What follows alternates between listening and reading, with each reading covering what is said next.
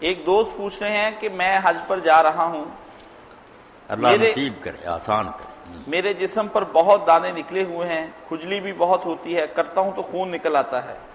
احرام کی حالت میں کیا میں نیچے سے زیر جامہ اور بنیان پہن سکتا ہوں کہ احرام کو خون اور پیپ نہ لگے؟ نہیں، کپڑے پہننے کی ضرورت نہیں، باقی کھجلی آپ کریں کھلے دل سے نا، جتنا جی چاہے خارج کریں، خون نکالیں، بالکل زخم ہو جائیں، کوئی احرام میں سے خرابی نہیں آتی۔ بہت شدت کے ساتھ بھی کھجلی کرنی پڑے کر، خون بھی نکلے کوئی بات نہیں۔ تو مولانا زیر جامہ پہننے کی اجازت ہے اسلام؟ زیر جامہ جو ہے نا، یہ عام طور پر تو لوگ کہتے ہیں کہ انڈر ویئر نہ پہن، مگر حضرت عمر بن عائشہ رضی اللہ عنہ کے بارے میں آتا ہے کہ جو ان کے خادم تھے نا، وہ جب ان کا حوض تھا جو سواری اونٹ پر رکھتے تھے پھر اتارتے تھے، وہ ننگے ہو جاتے تھے، تو آپ نے پھر انہیں تبان پہننے کا حکم دیا کہ چھوٹا نا انڈر ویئر نیچے پہنو۔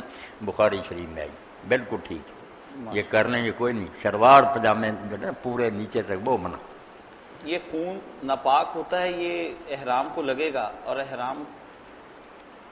احرام اگر بدلنا بھی چاہیں نا ہم، کوئی چیز اس کو لگ گئی تو وہ اتار کر نیا کچھ کپڑے زائد بھی رکھنے چاہیے، یا ایک بھی ہو تو دھو کر اس کو خشک ہونے دیں پھر دوبارہ پہن لیں، کوئی نہیں، وہ چمٹ نہیں گئے۔ جو کہتے ہیں نا احرام باندھ لیے، ہم سمجھتے ہیں کہ کچھ کپڑے ہیں جو جسم کے ساتھ باندھ لی، احرام جیسے کہتے ہیں نماز کی نیت باندھ لی، وہ مطلب شروع کر دی۔ احرام ہے کہ پابندیاں لاگو ہو گئی، ورنہ گرمی لگ رہی ہے، آپ کپڑے اتارے، نہانا ہے تو جا کر باتھ روم میں دونوں کپڑے اتار کر آپ بے شک نہائیں، خوشبودار صابن استعمال نہ کریں، ویسے پانی جتنا استعمال کریں نہائیں اتنا ہی اچھا، تاکہ بال بکھریں، آدمی دیوانہ اور پاگل نظر آئے۔